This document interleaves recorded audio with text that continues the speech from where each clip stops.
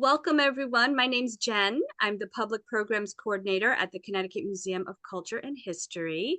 If you have any questions during today's presentation, please throw those in the chat. We'll do all the questions at the end today. You might recall that in fall of 2022, we opened the exhibition Journeys, Boys of the Chinese Educational Mission to help honor the 150th anniversary of the Chinese Educational Mission, which was a cultural and educational exchange program from 1872 to 1881. And it was headquarters right here in Hartford. And many young Chinese boys came to America to study here. And Kuang Qizhao was the official translator for the Chinese Educational Mission. And today's Lunch and Learn, Kuang Qizhao, the Chinese, and Mark Twain will explore Kuang's time while he was living here in Hartford. So our presenter today, Sam Wong, is the great-grandson of Kuang Qizhao, and he's been conducting research on Kuang since 2010 and has co-authored 3 articles on the subject. Sam is the executive director of China Renewable Energy Investment, and he previously worked in investment banking at Kidder, Peabody, Bear Stearns, Societe Generale, and Credit Suisse First Boston. And Mr. Wong has a BA from the University of Chicago and an MBA from the Yale School of Organization and Management. So we're really happy to have you. Sam, welcome. Let you take Great, it thank away. you. Thank you for having me, and thank you all for spending lunch with me. It's actually midnight here. I'm doing this from Hong Kong. So the title of this presentation is Kuang Qizhao, the Chinese, and Mark Twain. I do have to apologize. One thing is my cursor isn't quite working, and I'm not quite sure why, but I'll do it without the cursor. I do have to do a second apology is that my co-presenter, Evelyn Wong, is not able to be presenting with me because she actually has her IB exams today and tomorrow. So I'll be doing this myself for today. So if you look at that picture, you see Mark Twain. Pretty much everybody knows who Mark Twain is. If you look at that picture in the lower left, you see some of the Chinese educational mission boys, which Jen was talking about. The picture on the upper left is probably somebody you have never heard of before. His name is Kuang Qizhao, and he's my great grandfather. This story is about how Kuang and the Chinese, how they spent their time in Hartford, and how they might have influenced one of the greatest writers in the United States, Mark Twain. Kuang was born in 1845 in Guangdong province. So that map on the upper left-hand side shows you the very southern part of China. These pictures are showing you what his village looked like, the Toisan, and the picture on the very lower right was his actual house. Okay. Around 1860, Wong looked to make his fortune in Australia. If you look on the map on the very left-hand corner, you see a little circle. That's Melbourne in Australia. There's a gold rush going on there at that time. But Kuang was a little bit smart. He realized that he probably was not going to be able to find gold. So what he did was he was selling herbal medicine. And that is the label of a herbal medicine product on the lower right. The 2 pictures on the upper pictures are of gold miners in Melbourne. He came back in 1865 to study English in Hong Kong. And he attended the government central school. This is the first public school in Hong Kong. He became a dictionary pioneer at only 23 years of age. In 1868, he became the first native Chinese to publish a Chinese English dictionary. You can see the title of that dictionary. It's called English and Chinese Lexicon. Because of the fame of being the writer of a first dictionary, he was appointed to be the part of the Chinese educational mission in Shanghai. What the educational mission was, which Jen was already talking about, it was basically a study abroad program. The picture on your very right is Yong Wing. He was the one that started the Chinese educational mission. And the whole idea was that for these students to go to the US with the idea that they're going to learn from the Americans, learn about the latest technology, then bring back what they learned back to China to help modernize the country. Now, Kuang initially worked as an English teacher and principal of the preparatory school in Shanghai. In 1874, he escorted those students to the United States. You can see from the upper picture, it went up first up to Japan and then to San Francisco. And then he sends the CEM boys to their host families. Um, if you take a look at the Connecticut map to the right, those little circles are where the boys ended up. And you can see the picture on the very upper right of the two little boys. These little boys ended up really loving their host mothers because the host mothers were extremely kind to the kids. And real bicultural friendships were being developed. If you look at that picture on the very left, you can see a Chinese boy and a white boy together.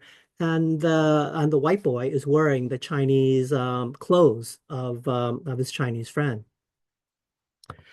He then goes to Washington, D.C. in November of 1874, where he visits the Washington Naval Yard. That's the picture at the bottom right. And the picture on the upper left, he was given a 15-gun salute to show that he actually was a member of the diplomatic corps, and he was given a demonstration of the Gatling gun. He then meets with President Grant's cabinet. In the picture, you can see President Ulysses Grant in the middle, and then the rest of his cabinet around him. He then circumnavigates the globe. He goes back to Hong Kong via from New York to London. He then goes to the Mediterranean Sea through the Suez Canal, through Asia, and then back up to Shanghai. You know, Jules Verne had just published his book, Around the World in 80 Days. Kuang did it basically in 163 days. In 1875, though, he came back to Hartford. So he had to take another long journey, and he became the official translator for the Chinese Educational Mission. Now, the headquarters of what I'm calling CEM, Chinese Educational Mission, is that picture on the very upper right. And the pictures below, you can see what it looked like inside. On the left-hand side, you can see the Chinese mixing with the Hartford residents. And the picture on the very right, you can see some of the kids being disciplined by a Chinese teacher. Now, Wong lived next to Nook Farm in Hartford. Nook Farm was Mark Twain's neighborhood. It was an extremely close community. Neighbors frequently walked into each other's homes without knocking. And they really welcomed the Chinese. For them, it was an opportunity to have direct contact, you know, with one of the largest and oldest civilizations in the world. CEM would frequently host receptions for the Hartford residents. Frank Leslie's illustrated newspaper writes, "To be invited to their great dinners, of which 4 or 5 are given annually, is a treat greatly prized in Hartford." And Kuang was the main point of contact for the Hartford residents. Most of the CEM staff could not speak English, so they needed to converse with the local Americans through Kuang. And CEM at that time served as the unofficial Chinese embassy. Okay. In Twichell, 1876, Joseph Twichell was Mark Twain's best friend. And we have the diary I've taken a look at his diary. He says, "We talked with them, the Chinese, as we could through Kuang, who speaks English with considerable ease." The New Haven Register in 1879 says, "The CM commissioner would often meet with 3 or 4 gentlemen in his room, smoking cigars and drinking Chinese rice wine with them, and talking through the medium of Kuang Qizhao. They didn't know how to spell Chu, so you can see here it's C-H-I-N, Chin. The Reverend Joe Twichell and his exemplary parishioner, Mr. Mark Twain, could tell of many merry evenings spent in that room." If you look at that picture in the middle, you can imagine that, one of the CM staff is standing up, Wong is in the middle, and they're talking to one of the Hartford residents. Maybe that's Mark Twain or Joseph Twichell. Twichell was a very, very good friend of the Chinese. That's his picture on the upper right. He was the pastor for the Asylum Congregational Church, and he was Mark Twain's best friend. On hearing that CEM was coming to Hartford, Twichell writes, I don't think I was ever more excited in my sympathies and admirations by anything of the kind in my life. Twichell introduced Kuang to the Nook Forum residents. These are excerpts from his diary. On January 1st, he brought Kuang to visit with the Hartford mayor's house. In February, Twichell had tea and cigars with Kuang. In April, Kuang invites Twichell to a 12-course Chinese-style banquet. You can see that picture there in the middle. And in November, Twichell goes to CM quarters to have dinner there and when he says on the birthday of the Empress Dowager of China. Kuang also introduced, Twichell also introduced Kuang to the Yale faculty. He introduced him to Yale President Theodore Woolsey. He also gave Kuang a letter of introduction to meet with Yale professor Thomas Lounsbury, and probably a lot more that I don't know of. You can see the strength of that relationship between Twichell and the Chinese in this diary entry. In 1879, Twichell invites Kuang and Yung Wing to his house on really the most important day for a Christian, Christmas. Okay, and there's the typical decoration of Christmas on the lower left-hand side. But Twichell made it very special. He also brought in Santa Claus. So he writes, Yung Wing and Kuang were vastly entertained by the appearance of Santa Claus. They exchanged numerous and valuable gifts, Yung Wing giving Twichell's wife a splendid silk pattern and money for making it up. Okay.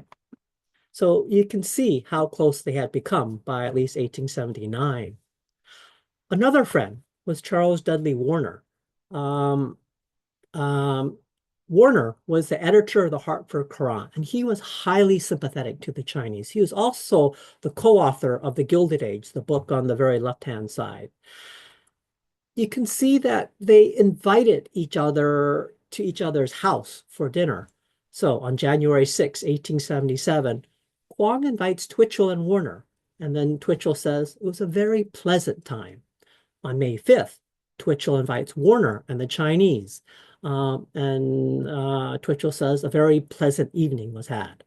On October 16th, Warner, in turn, invites Twichell and William Dean Howells of the Atlantic, then go to Twain's house to attend a neighborhood reception for Yung Wing, where Twain and Howley sang religious songs. Now, there was also a very, very special friendship with Julia Philly. I talk about this relationship because it shows how close the relationships were in Hartford between the Chinese and the Hartford residents. We know about this relationship because the Connecticut Historical Society has Julia's diaries.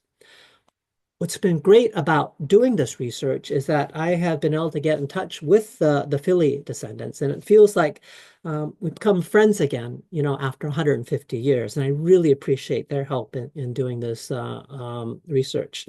This picture on the very top is a picture of Julia that was given to me by Carolyn Archer. The strength of the relationship can be seen in these diary entries. On January 1st, 1876, Julia writes, we had some very nice presents from our new Chinese friends, which we prize highly and could not get here.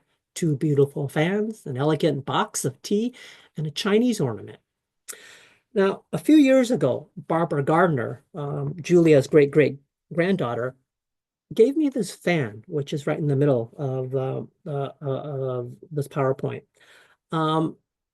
I think these fans are what Julia was describing in her diary. There are a bunch of Japanese figures on this fan. I think it was probably Wong who picked it up in Japan before he came to the United States. So, some other diary entries. May, she and her husband take Kuang on a horse carriage ride. She writes, "It is well to try to make it pleasant to those in a strange country, some of whom are in ignorance of our language. They, the Chinese were gentlemen and command the respect of the citizens." They exchange gifts. In June of 1876, Julia invites Chinese to her house for strawberry shortcake and tea.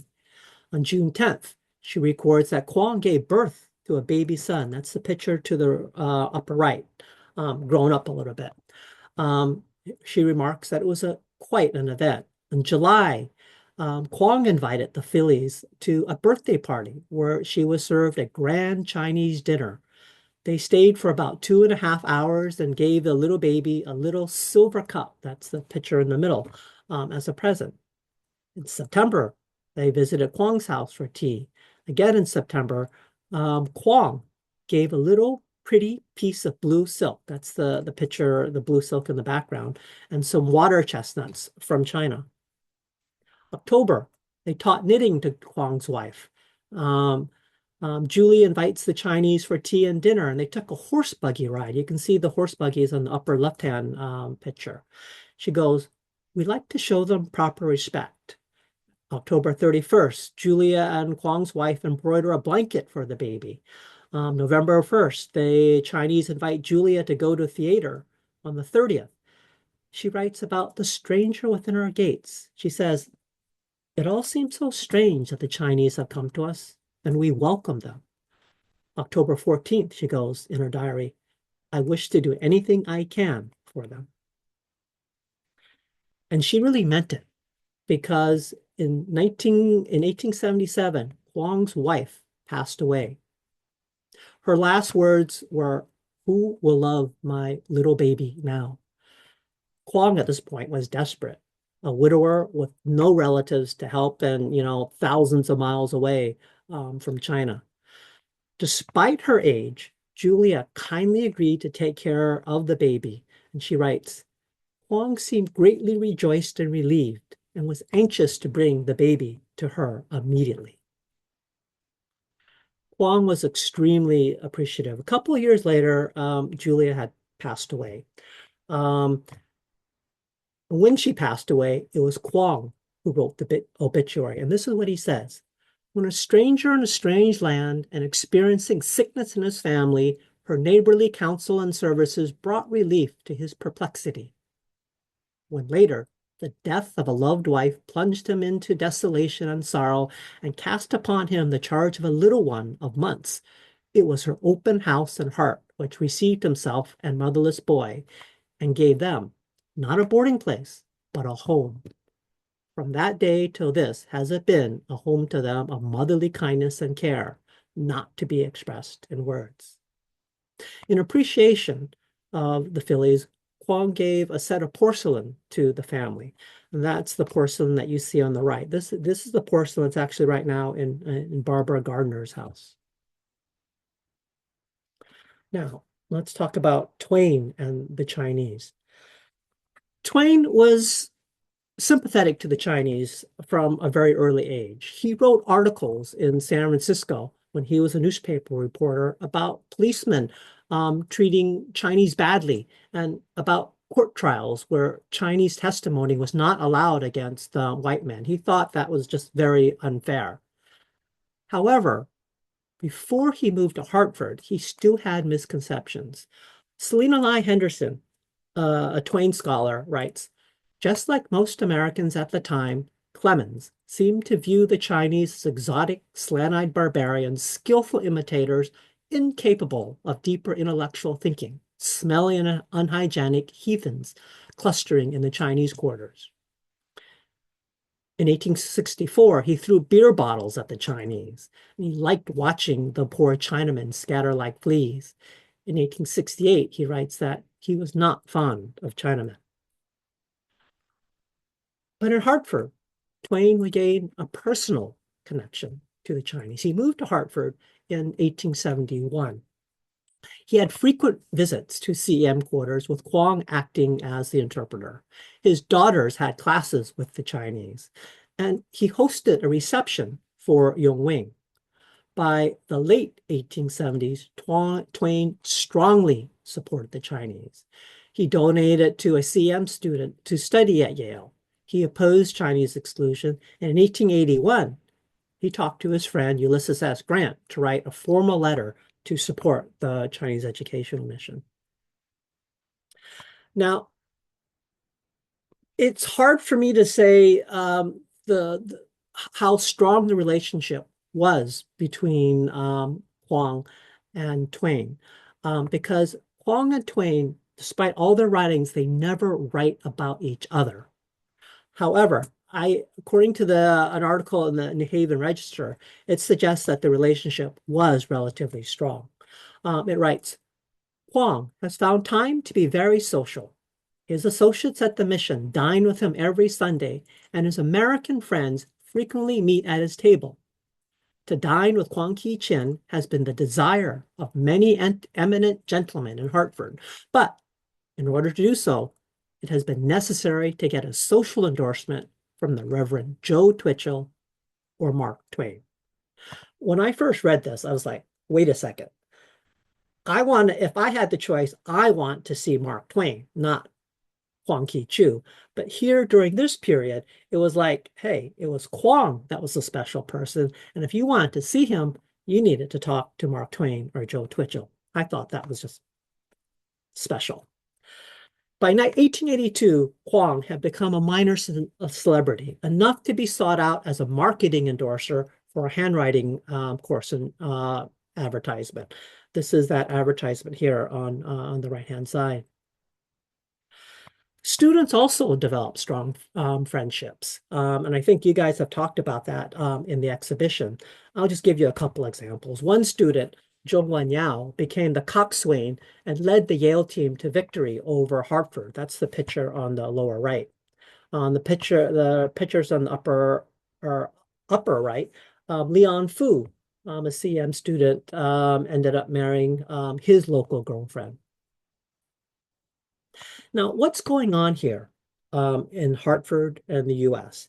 I know the US right now is extremely polarized politically, but it was even worse back then in the 1870s. There were so many scandals, and the parties were fighting each other like crazy. There's a Credit Mobilier scandal in 1874, the Whiskey Ring scandal in 1876, the corruption in New York at Tammany Hall, and it had gotten so bad that in 1881, a disgruntled civil service worker assassinated President Garfield. But the issue that impacted Kuang the most was Chinese exclusion. Seeking the presidency, Senator James G. Blaine attacked the Chinese to win votes. Before 1879, Blaine never expressed any hostility towards the Chinese. Racism was basically just confined to California and the western states.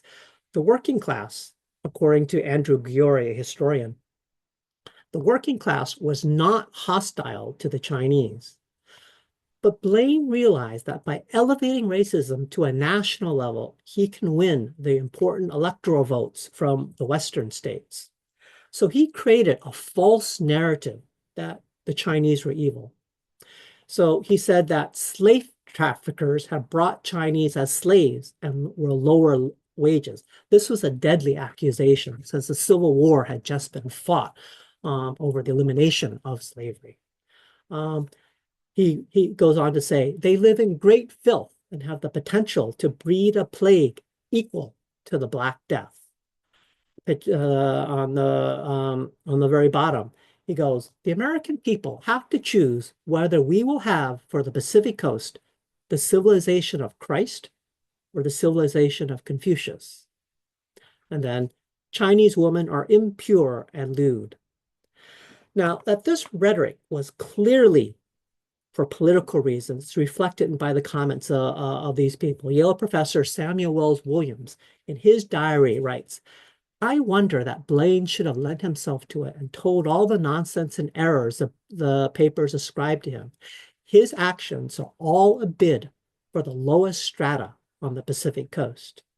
The New York Sun goes, every step which Mr. Blaine takes in politics has reference to his personal ambition to be president of the United States. Now, this was a period also of social Darwinism.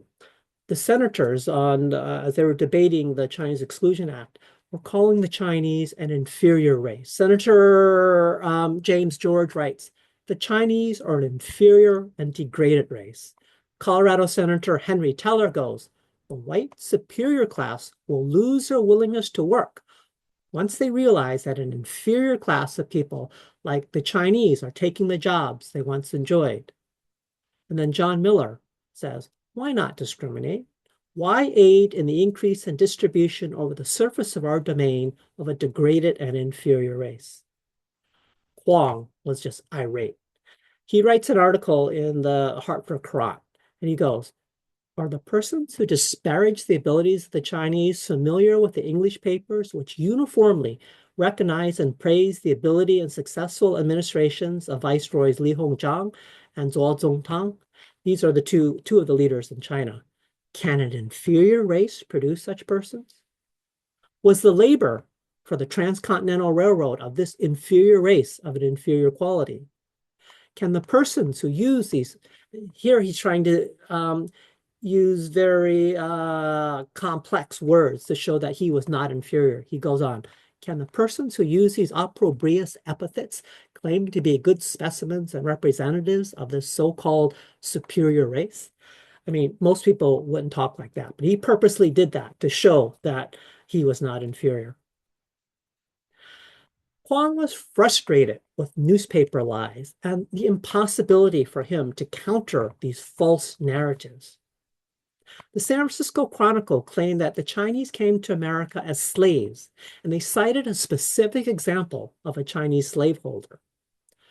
Kuang sends a letter to the editor and says, this is a gross representation. I know this guy you're talking about, and he was not a slaveholder. Other newspapers claim that a flood of Chinese immigrants were going to rush into the U.S. on 17 steamers. Kuang argues that it was impossible to charter 17 steamers. There's only one or two steamships that left Hong Kong every week, so you couldn't get 17. So he was frustrated by these newspaper lies. So Kuang wrote many articles defending the Chinese against exclusion. He got them into some of the most prominent newspapers in the country, the San Francisco Chronicle, the New York Herald, the New York Tribune, Scientific American, and the Hartford Courant. Now, the Connecticut was very, very supportive of the Chinese. And I think it's because the familiarity with the Chinese made them realize the fallacy of Chinese exclusion. Twichell, Henry Ward Beecher, one of the most prominent ministers, and P.T. Barnum, Barnum and Bailey Circus, these guys all wrote articles or speeches in support of the Chinese. Isabella Beecher Hooker, the sister to Harriet Beecher Stowe, lobbied Congress to support the Chinese.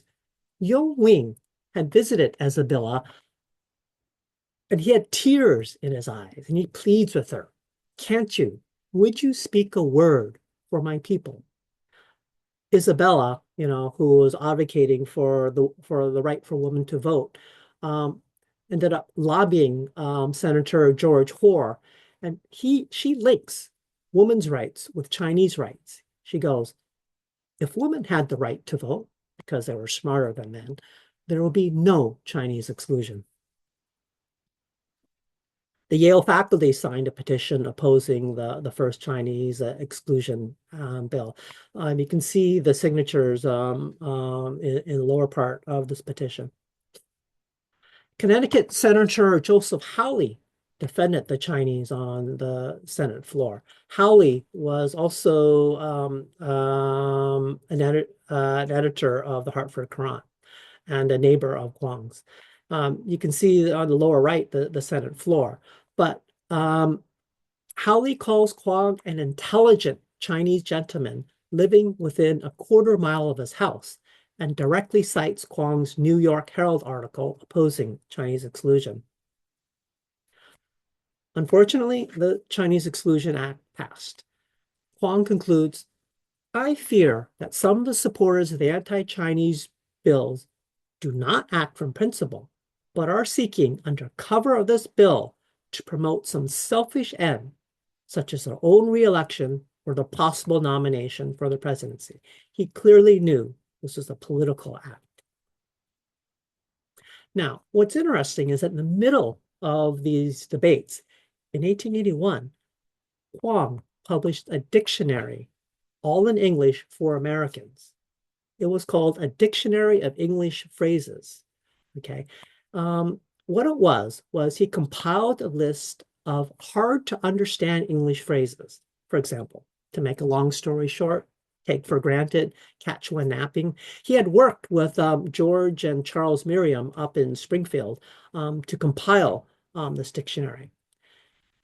This dictionary astounded people that someone from supposedly an inferior race could write a dictionary for Americans themselves. If you think about it, if you guys went to China and tried to write a Chinese dictionary in Chinese character, how popular would it be? Probably not very popular. But this one astounded the scholars.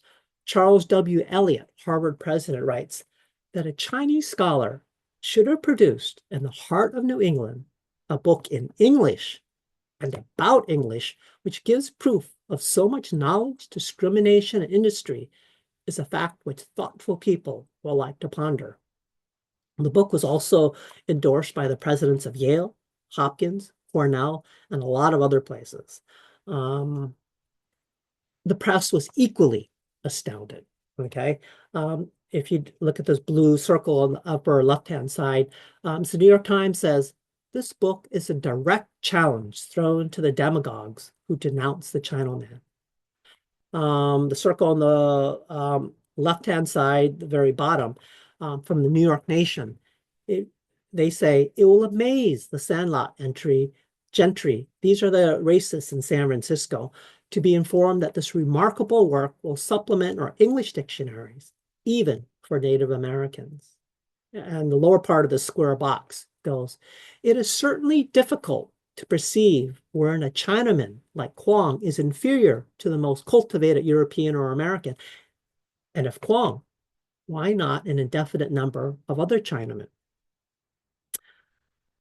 Okay. The circle on the middle to the very right, he goes that from the Boston Herald, its merits are so conspicuous that we do not marvel that the presidents of Harvard and Yale have endorsed it with almost unqualified praise.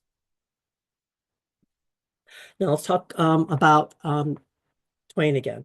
English scholars over the last decade are increasingly arguing that the Chinese did have a major influence on Mark Twain, the father of American literature. A couple of scholars are Selina Lai Henderson and Xuan Xu and a whole bunch of others. What our research is doing is just building on this research to provide specific examples of how the Chinese might have influenced Twain. Now, Xuan Xu, one Twain scholar, argues that a Yankee in King Arthur's court was inspired by the Chinese educational mission. Okay, if you take a look at the picture of the boys, the CEM consisted of 120 boys whose mission was to learn about American society and to bring new modernization ideas back to China. Now, a Yankee in King Arthur's court. This is about a guy named Hank Morgan.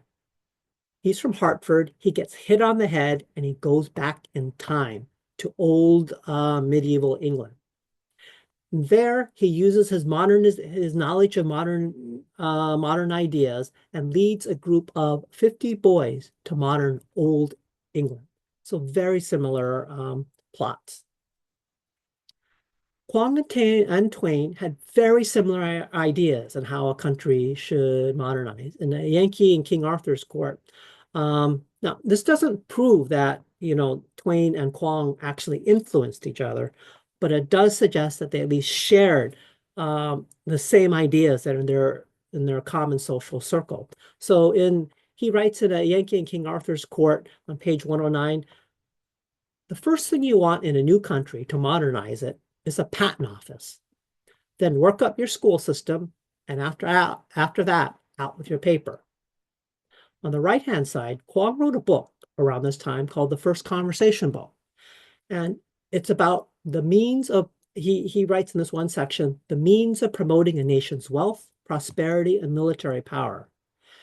He says, you need to establish schools for persons of both sexes. You need an educated workforce. You need to develop technology by granting patents to the inventors and discoverers. And third, you should encourage newspapers. So they basically had similar ideas. Now, the Adventures of Huckleberry Finn, okay? This is Twain's most famous book. The book was clearly about Huck, a poor white boy, and Jim, a runaway slave. So this book appears to have nothing to do with the Chinese, and we clearly do not argue that the Chinese influence is greater than the Black influence. However, I believe Kuang and the Chinese contributed to Twain's understanding of the evils of racism. The linkage between Black and Chinese racism was understood by Twain's friends. This is apparent in this cartoon on the lower right-hand side. It's created by Twain's friend, Thomas Nast.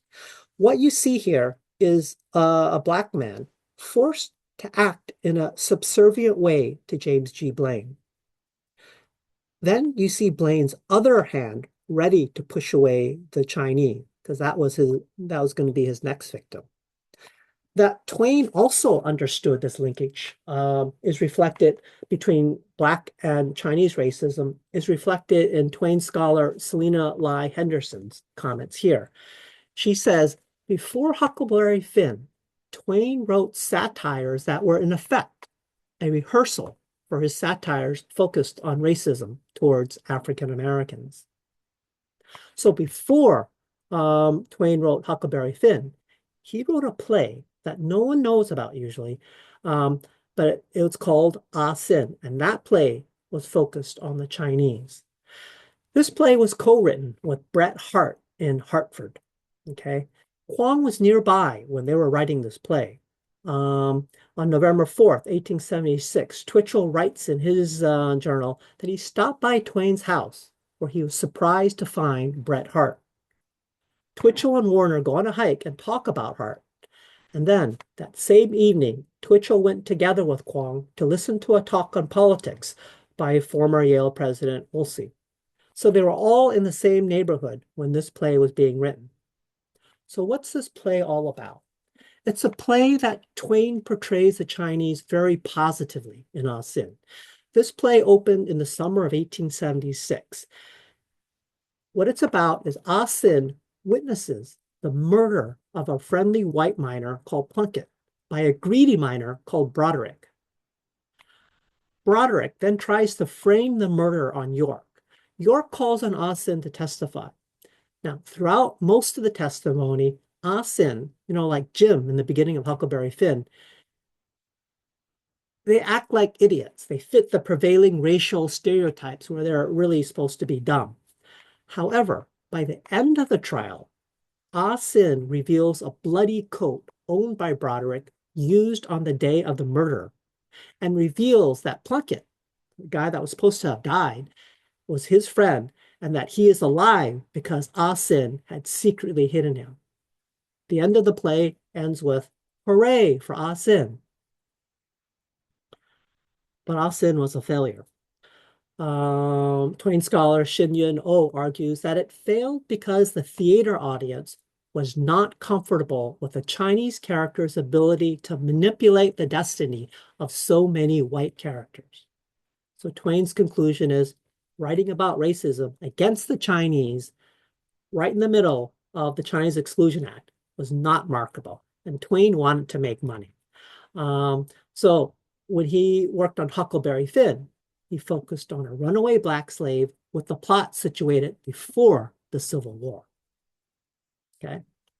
Huckleberry Finn was written while Kuang was in Hartford. Twain started writing Huckleberry Finn in July of 1876, and by August completed around 400 pages.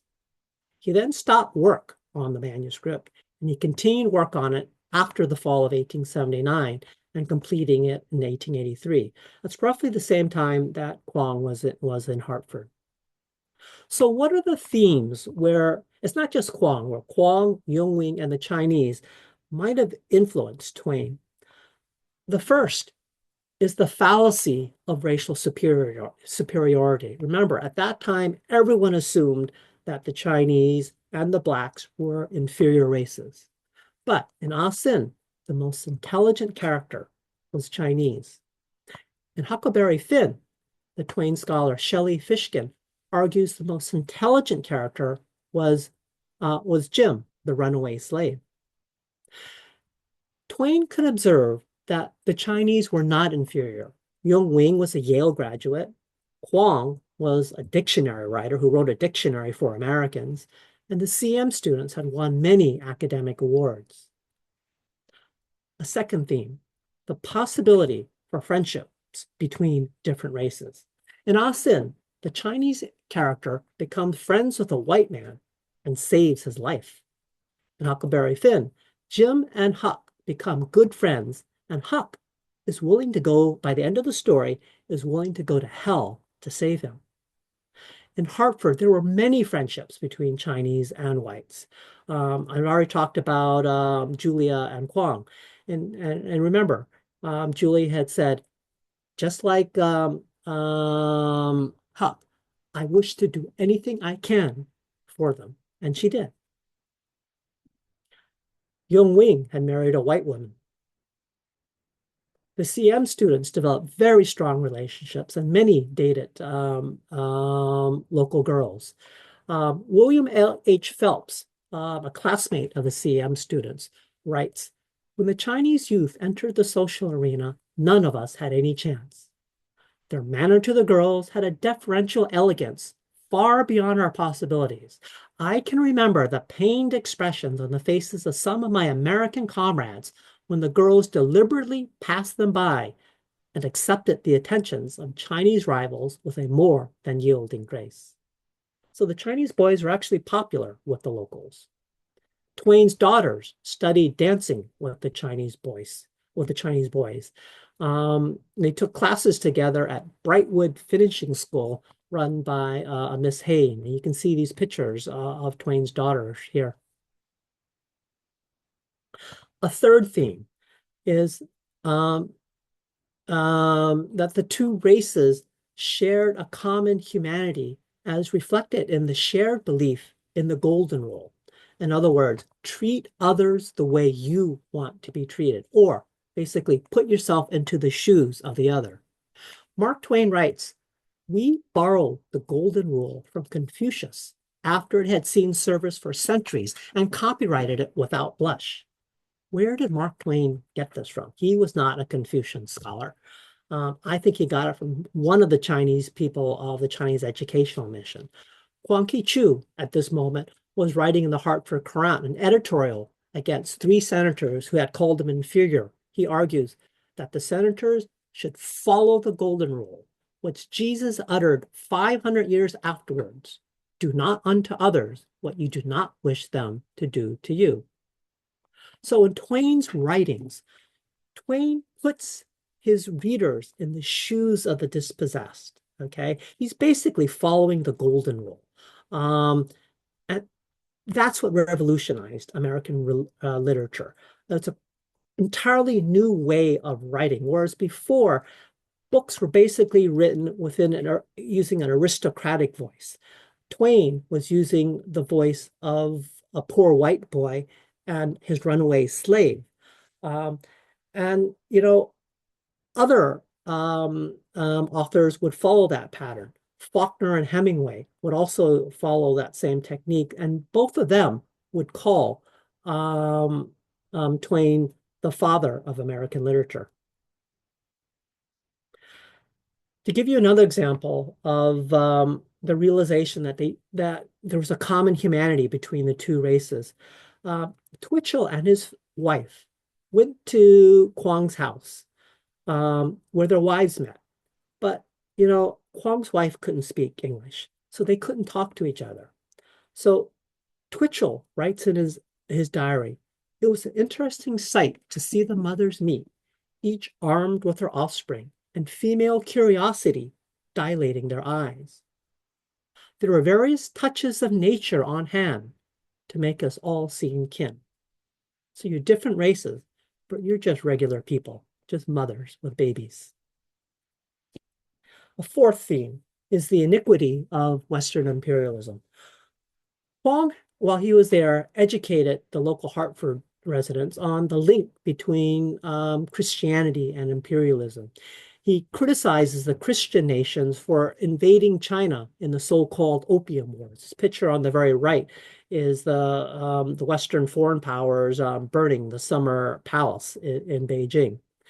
So Twain later would write frequently against imperialism, and he was very special on this, because I think the U.S. is at its peak imperialistic period. And he criticizes missionaries for attempting to make Chinamen desert his church.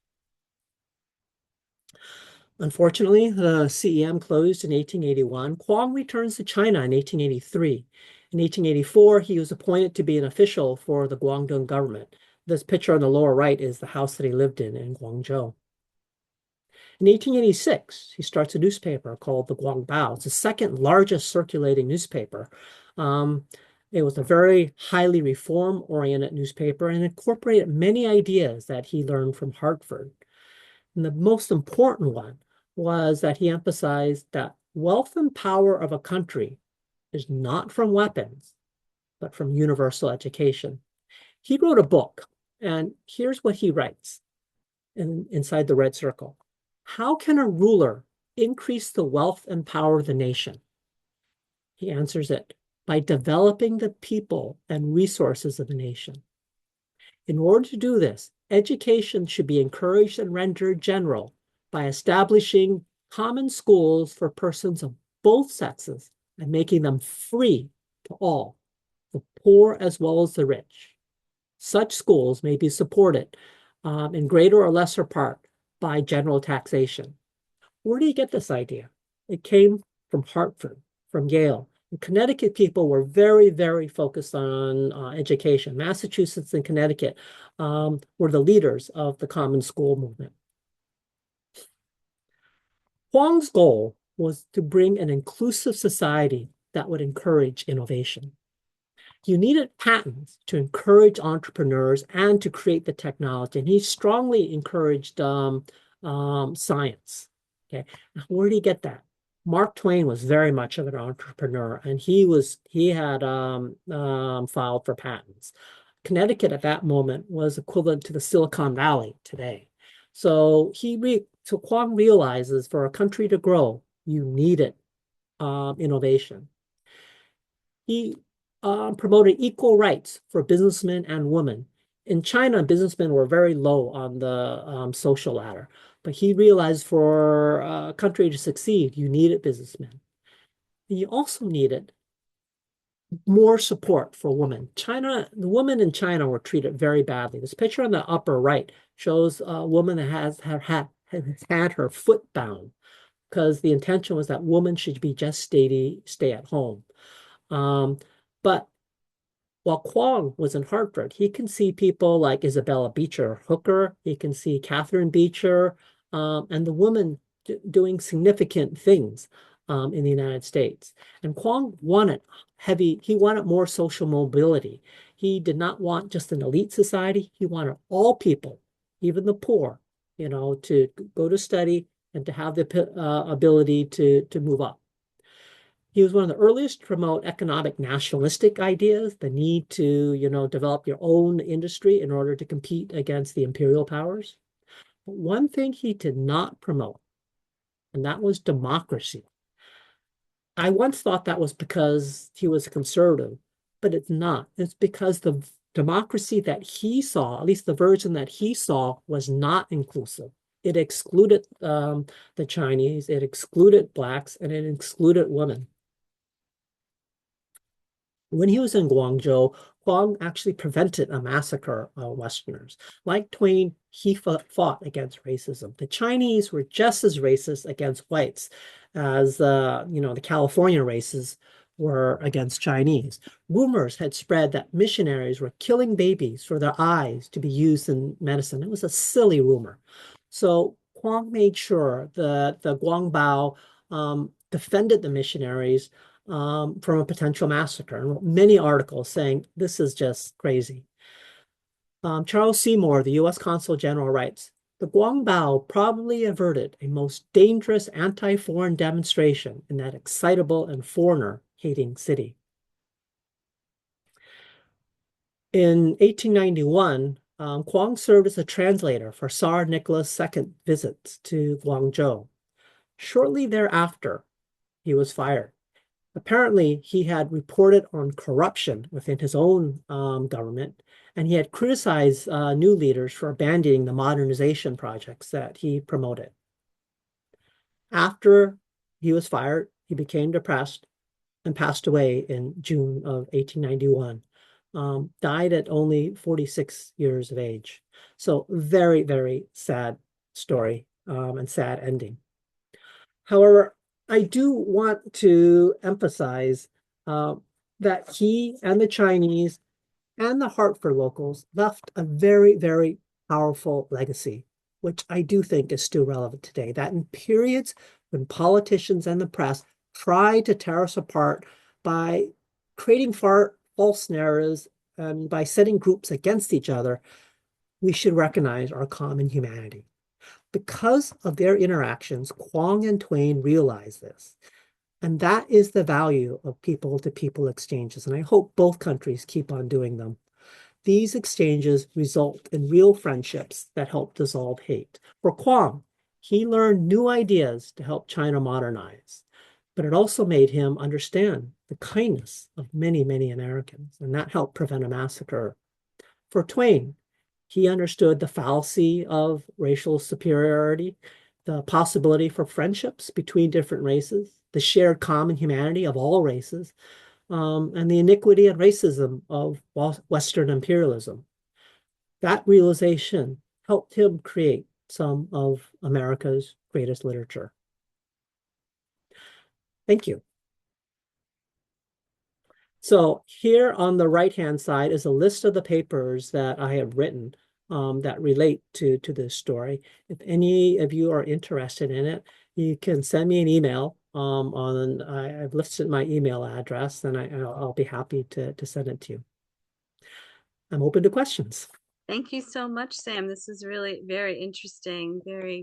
I learned so much. So I will put out there, anyone have any questions, feel free to put them in the chat, or if you'd prefer to unmute yourself, that's can do that as well. I know we're running a little late if people have their lunch hour is over, but if you have any questions, again, you can feel free to put them in the chat or unmute yourself. Could I just, is Hi, there, Bob. I said, I'm wondering how they could have picked out the Chinese as an inferior race, because they have so many inventions that we use. They invented rockets, bells, paper. I think I've got those right. So Yeah. it looks very strong and obvious. You pick some other country to claim is inferior. There was actually a senator there, and one senator claimed that they talked about all those inventions. You know what he says? He says that a member of the Aryan race had actually invented them first and had brought them over to China. He said this on the Senate floor. So I don't know. Politicians, as you know, today can say anything, whether or not it's true or not. Uh,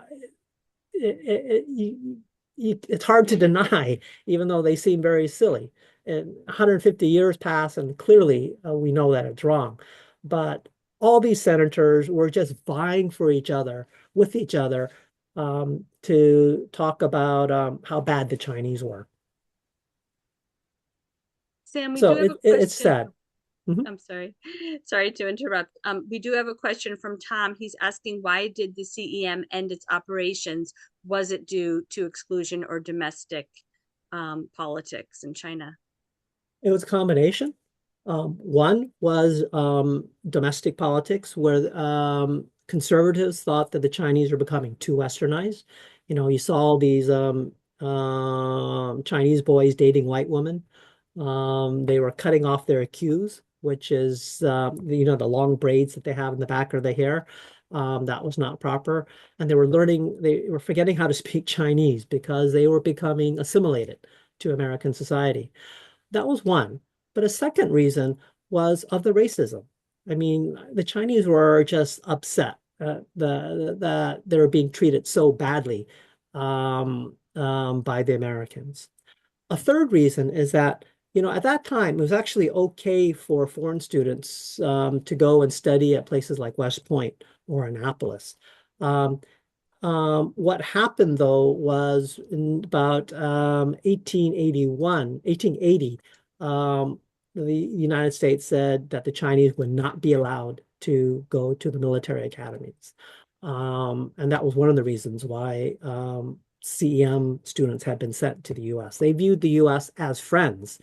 Um, but by 1880, they were starting to be suspicious of whether or not the Americans were really friends. Jane is asking or mentioning, she said, I was reading about Dr. Brown's mission to China. I believe Kuang was one of those three boys who came back from China with Dr. Brown. I don't know if you A- a- know anything. Actually, he was not.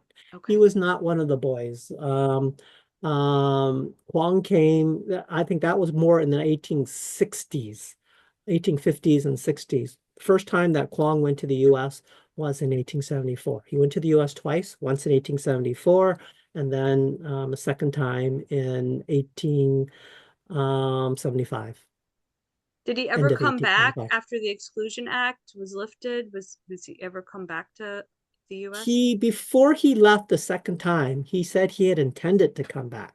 He actually tried to get U.S. citizenship, but the office in Hartford rejected him because of the Chinese Exclusion Act. Mm-hmm. Theoretically, his son should be an American citizen, um, but he never came back.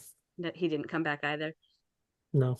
Ah, very interesting. Does anyone have any other questions? Anybody? Well, thank you so much, Sam. This is really so wonderful history to just that most people don't know what happened here. The exchange program. I'm always love talking about it and learning more about it because it's such an interesting program. Well, I think it's a story that should be known more just because of the tense U.S.-China relations right now. You Sure. can see all sorts of allegations being made. How much? I mean, Bob, you know, wrote a book on narratives, narrative economics, and there's so many false narratives, probably on both sides. We've got to stop these false narratives because they're just making it worse for all of us. Right. I'm sure they always play a role in politics, but right now it certainly feels like it's more so than ever, Yeah, unfortunately. yeah. So if anyone has any questions, please send me an email and I'd be very happy to answer them.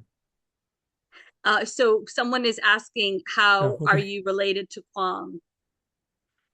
He is my great great grandfather from my mother's side. So my last name is Wong. So Kuang married, I mean, Kuang had a daughter. That daughter married another guy. And then the name was Yi. And then that guy then married, and then their children then married my dad, who was a Wong. And so it got changed a couple of times. One thing I don't like about China is just that you know, everything always goes to the guy's side. And I guess I should feel good about that since I'm a guy. But, my connection to Kuang has been weakened quite a bit because everything went to, to the Kuang side, and my side is not really viewed as part of their Right. family. Ah. Well, thank you so much, Sam. This is really wonderful. And I will certainly send out the YouTube link to everyone who registered, if anyone would like to watch it again or had to leave early or couldn't make it. And I'll send that to you as well, Sam. And you have to cut out the first 5 minutes where I showed my technological incompetence. No problem. And I just wanted to mention, for those that are still with us, I know some people are starting to leave, but we do have some upcoming programs. We actually have a Chinese calligraphy workshop with Junlin. He is part of our Southern New England Apprentice program. He's a mentor and a master calligrapher, and so he will guide participants in the art of Chinese calligraphy. And there's no experience needed. All skill levels welcome, and all materials are included in the cost.